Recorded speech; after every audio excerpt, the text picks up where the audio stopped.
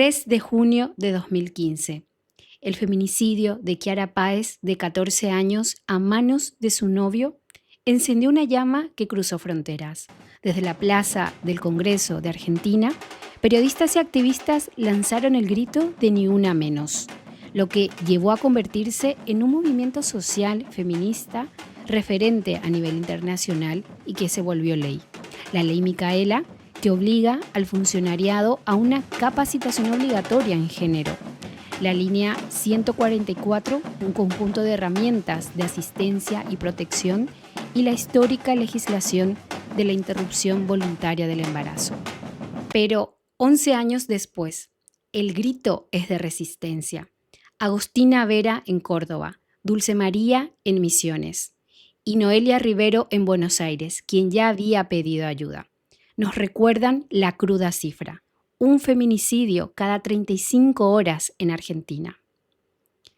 Hoy, frente al cierre del Ministerio de la Mujer, de la Subsecretaría contra la Violencia de Género, el desmantelamiento de políticas de protección y el intento de borrar la figura del feminicidio del Código Penal. Y lo que decimos es que el 3 de junio nos encuentra siempre en las calles. ¿Por qué?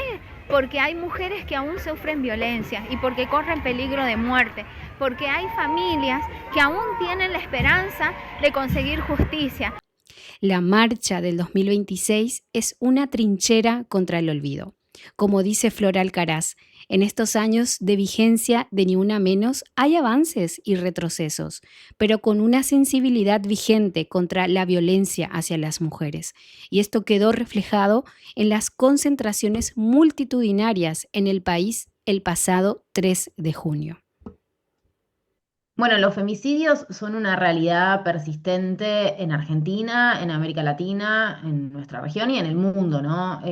A estos 11 años de Ni Una Menos hay que leerlos con avances y retrocesos. Creo que hemos avanzado en una consideración de esta problemática como un problema estructural, justamente, como un tema a atender desde un enfoque de derechos humanos y con una conciencia colectiva y una sensibilidad en Argentina para este tema y para esta problemática en particular, que creo que está vigente y que no se ha roto a pesar de los intentos de este gobierno en particular que tenemos en este momento de negar directamente la violencia de género, la desigualdad, la brecha salarial, de ir en contra de la figura de femicidio en particular, porque eso ha intentado este gobierno, y también a pesar de todas las políticas que ha desmantelado, que ha destruido, los despidos sistemáticos que han vaciado programas que eran efectivos, que trataban de dar respuesta, que pensaban de manera creativa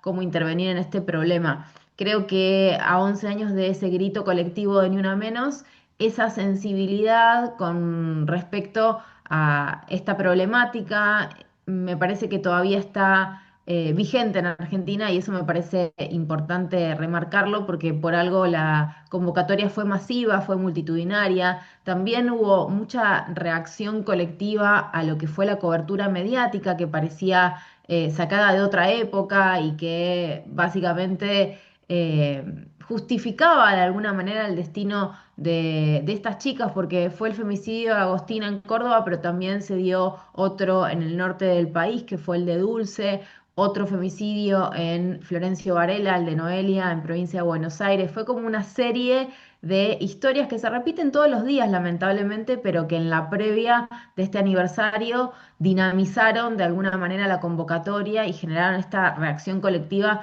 sobre todo con las coberturas mediáticas, como te decía, de recuperar esa forma de narrar que habíamos ganado con el movimiento Ni Una Menos en su momento.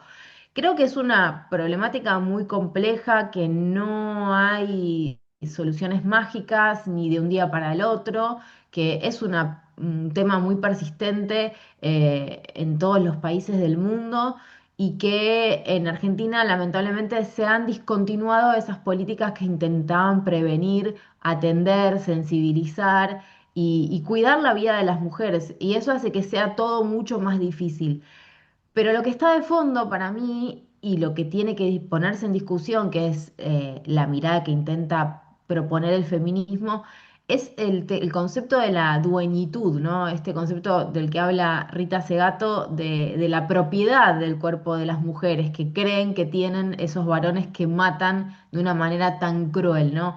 Y para eso es necesaria una transformación cultural y eso no va a ser de un día para el otro y eso lamentablemente a veces no hay política preventiva, no hay acción de la justicia, no hay intervención estatal que pueda alcanzar para esa transformación cultural. No alcanza únicamente eso con una política pública, sino que es con un conjunto de transformaciones de paradigmas que están muy arraigados en la sociedad.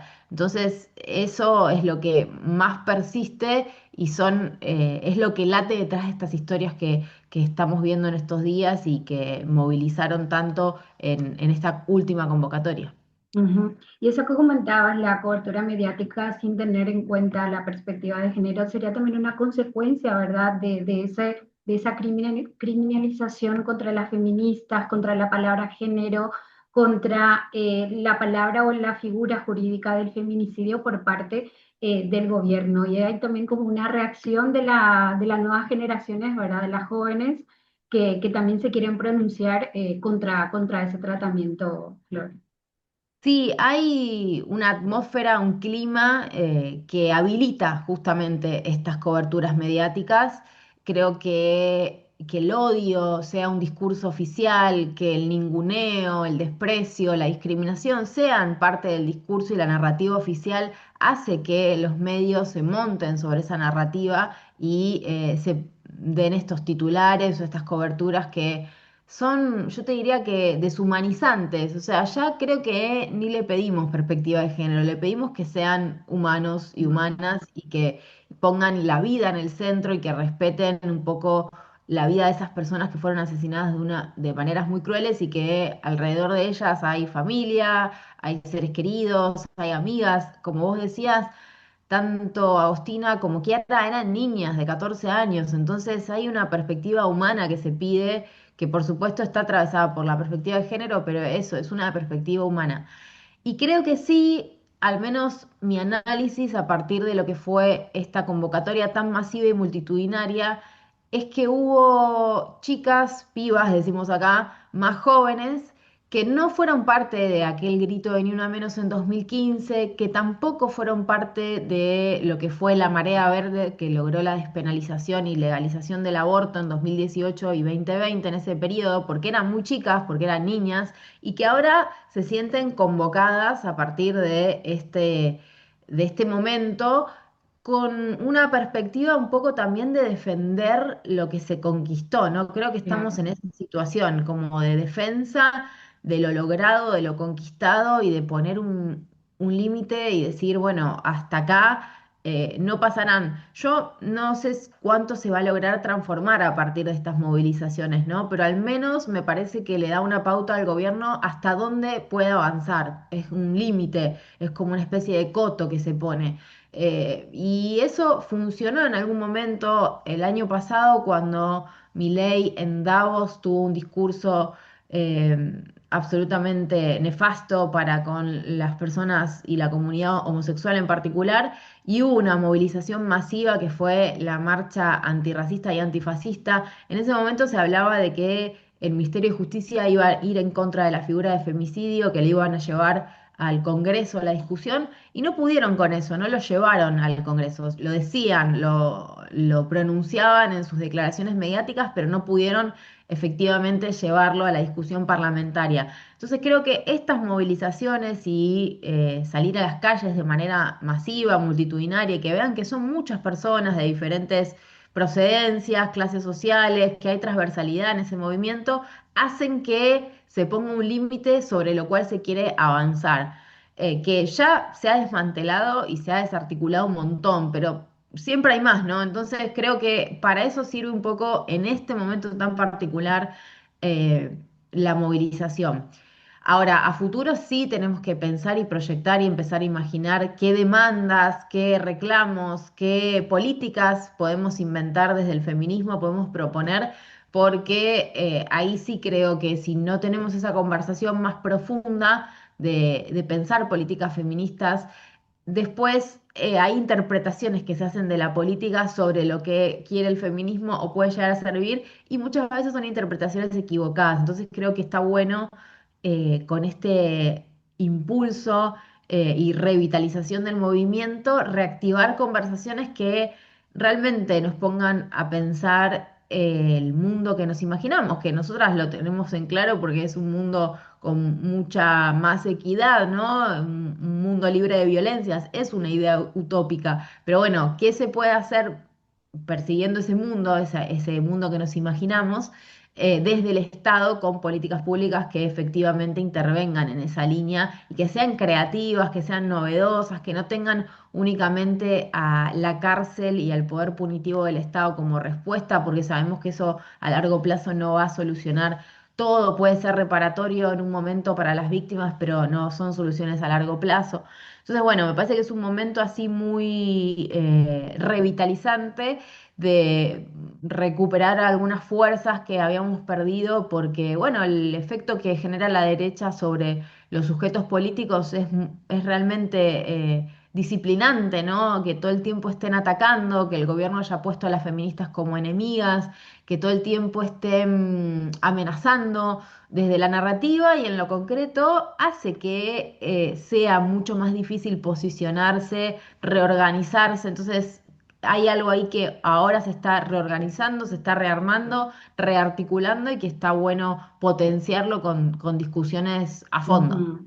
Esas movilizaciones que decías, que también serviría para ir hacia adelante y no solamente enfocarse, que es algo muy importante, lo de recuperar, de no retroceder, que también es una lucha, pero también de ir más allá. Y se me ocurría, después de haber leído las estadísticas en Argentina, ¿verdad? De que solamente el 10% de las víctimas de violencia sexuales denuncian un feminicidio cada 36 horas, o sea, después de haberse eliminado el Ministerio de las Mujeres, sería ya para empezar a pensar ya sobre la reparación de las mujeres, ¿verdad? La protección y la atención de las víctimas, porque como decías, eh, que vayan a la cárcel es un sentido también de justicia, pero ¿qué pasa también con las víctimas que no denuncian, ¿verdad? Entonces, esa falta de credibilidad también en la justicia, la ley Micaela, no sé si se está cumpliendo a cabalidad como se pensó cuando se creó hace unos años, entonces no sé si va por ahí también, eh, comparando un poco con la situación aquí en Europa, ¿verdad? Que también en el caso de España ha avanzado bastante, al igual que Argentina, en materia legal, pero sigue habiendo muy bajas cifras de denuncias, de condenas y sobre todo por la vergüenza, el miedo, sobre todo a ser creída en los tribunales. Sí, esa brecha entre las políticas públicas, las legislaciones y después la realidad efectiva y las transformaciones culturales está en todos los países, ¿no? Como en Argentina también hemos Total. avanzado antes de mi ley en muchísimas transformaciones legislativas y políticas muy interesantes, pero después en la realidad, por estas creencias también y porque, bueno, ahora en Argentina, de hecho, el gobierno a través de sus legisladores están impulsando un proyecto de las mal llamadas falsas denuncias, ¿no? Esta creencia y el prejuicio de que las mujeres mienten, inventan, fabulan, llevado a una ley solamente para penalizar las denuncias falsas, supuestamente, por violencia de Por género. violencia de género. O sea, ¿hay un Claro, proyecto de ley o ya está, un está proyecto de aprobado? ley. Sí, hay Es un un proyecto proyecto de de ley. ley que Ujú. estaba muy pronto a que se trate en recinto, y no es solamente en Argentina, es un movimiento bastante continental porque con otras compañeras, colegas hemos detectado que hay proyectos e iniciativas similares en otras partes de América Latina. Y bueno, ahora no creo que avance por este cambio de clima y esta reacción que hubo en este último tiempo, entonces creo que para eso, volviendo a lo que decía antes, también sirven las manifestaciones para frenar Total. estos procesos que obstaculizan. Pero bueno, es muy persistente esta idea y este estigma y la creencia, esto de que las mujeres mienten, fabulan, se inventan historias, ¿no? Eso persiste en la justicia, en los operadores judiciales, en el Estado que tiene que dar respuesta, como también persiste la creencia de que no te van a dar la ayuda, no te van a escuchar, que no sirve, que no funciona la justicia, esto que vos mencionabas. Sí, Bueno. hay que reconstruir desarmar esas creencias y también que las respuestas estatales estén a la altura del problema. Eso también es una dificultad y a veces no tiene que ver con legislaciones, que bueno, vos nombrabas la ley Micaela, que es muy interesante, la ley Micaela porque es de capacitación para los tres poderes del Estado en temáticas de género, en perspectiva de género. Bueno, todas los y las integrantes del Estado tienen que capacitarse con esta perspectiva. Esto hoy no se está cumpliendo a nivel nacional, hay iniciativas provinciales, municipios locales, pero no es una bajada de línea nacional. Pero me parece que tiene que ver con el funcionamiento burocrático y a veces un poco deshumanizante del Estado, que no da una respuesta a la altura de los problemas sociales en general y a las mujeres, a las niñas, a las adolescentes mucho menos, ¿no? Es parte de ese nudo muy difícil de desatar. Sí, yo creo que hay respuestas creativas, yo no las tengo, ¿no? Hay que ponerse a pensar interdisciplinarmente, abogadas, no sé, quienes acompañan a víctimas, psicólogas, un conjunto de personas que puedan pensar creativamente respuestas y alternativas. No se me ocurren ahora, pero yo creo que las hay y que es posible como llevar adelante otras iniciativas y otras demandas que puedan ir transformando de a poco desatando este nudo del que hablábamos. Ujú. Hay muchas cosas que se pueden hacer y creo que también esto que mencionaba, también el contexto es fundamental, o sea, que el Estado niegue la existencia de la violencia de género hace que sea muy difícil que hoy, en este contexto en Argentina, una mujer crea que la van a ayudar, que la van a acompañar, porque cree que, a pesar de que no, porque siguen habiendo estructuras estatales que la tienen que escuchar, Argentina adhiere a compromisos internacionales que hacen que tenga que darle atención, le guste o no le guste al gobierno, pero el mensaje oficial todo el tiempo es que no existe este problema. Entonces, bueno, hace que sea mucho más difícil. Todo esto va cambiando Total. Sí, yo creo, así como para pensar una reflexión final, qué pasa con las políticas feministas, que tienen que sostenerse, atravesar los gobiernos para demostrar efectividad, porque tenemos iniciativas que duran muy poco tiempo y que dependen mucho del clima de época y el proceso electoral, y eso hace que sea mucho más difícil medir efectividad, ¿no? En Argentina, por ejemplo, medimos los femicidios hace 10 años, desde que existe Ni Una Menos. No tenemos registros anteriores, estatales, oficiales, sobre las cifras de femicidio. Bueno, a partir de ese informe que existe y que es oficial, podemos proyectar y pensar políticas públicas. Y eso con todos los temas. Hubo políticas acá muy efectivas, por ejemplo, políticas para reducir el embarazo adolescente, un plan que se llamó ENIA, que juntaba salud y educación para trabajar con adolescentes y poder prevenir embarazos no deseados. Bajó al 50% el embarazo adolescente ese programa y duró dos gobiernos de distinto matiz político. Estuvo durante el gobierno de Mauricio Macri y después durante el gobierno de Alberto Fernández.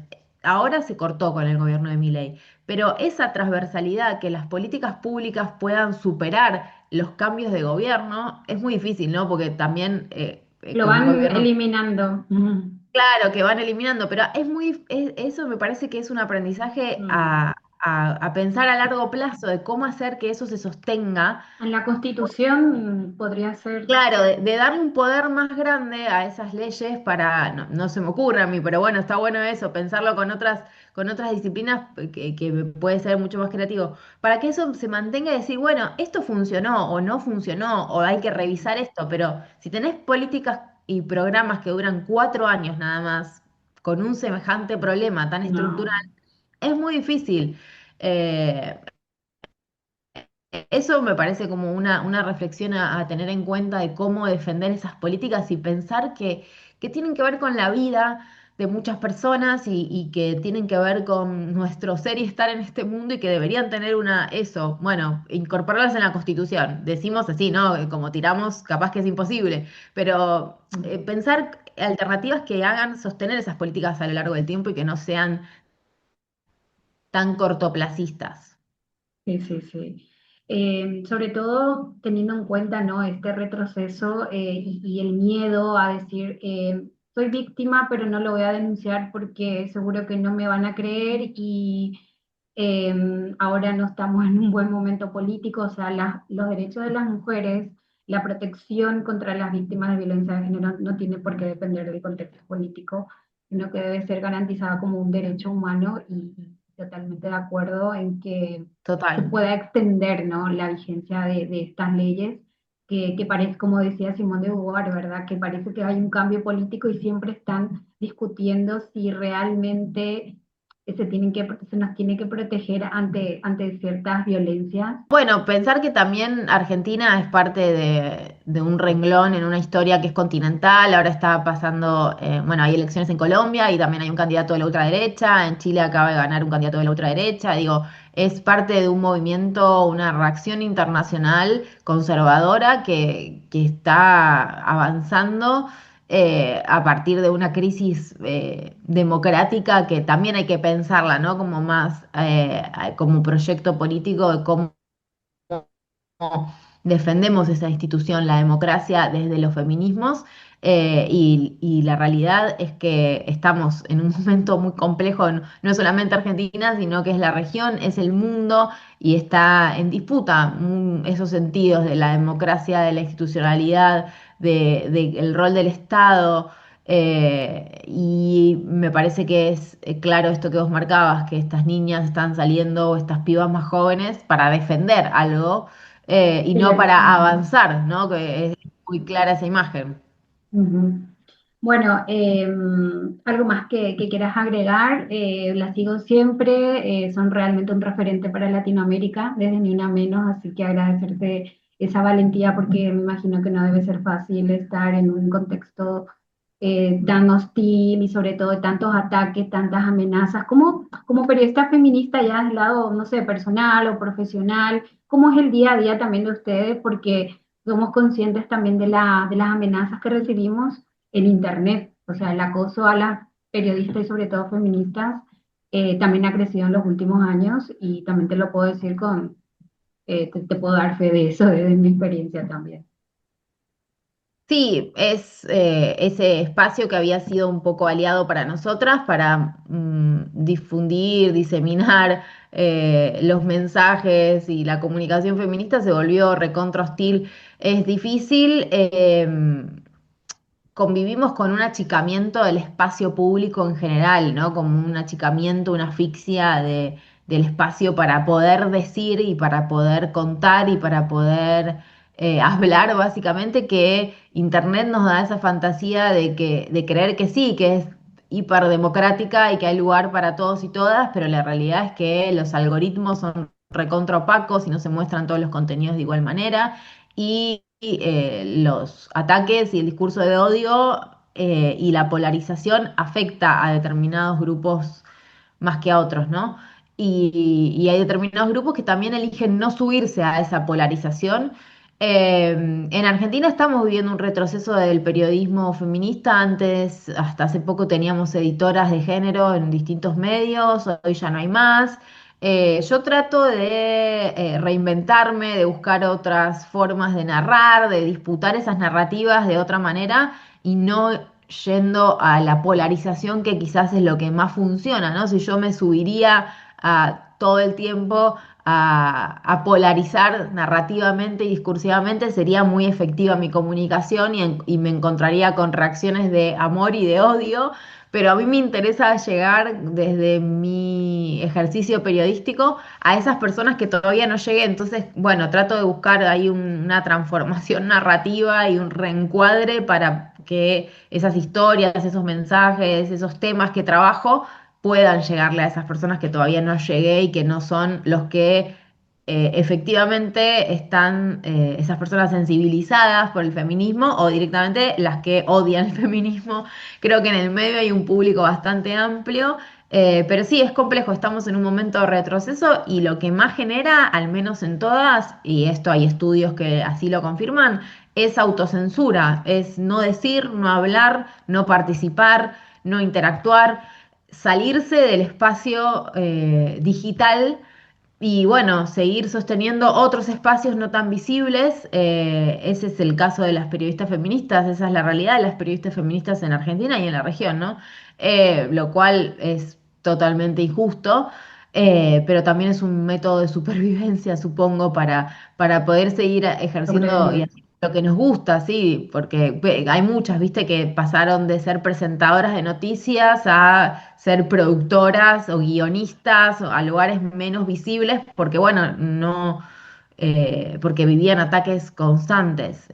Yo creo que hay todas, de alguna manera u otra, nos autocensuramos, nos limitamos en nuestras comunicaciones, en nuestros contenidos y en nuestra participación en las redes, lo cual es una afectación total a la libertad de expresión y a la vida democrática. Eso que hizo que muchas personas participaran, se movilizaran, entendieran también cómo son las disputas en el Congreso, las legislaciones, porque el feminismo también al reivindicar algunos derechos hace que se difundan mucho más las ideas democráticas. Bueno, hoy está en retroceso porque no tenemos el mismo lugar que quienes odian en las redes.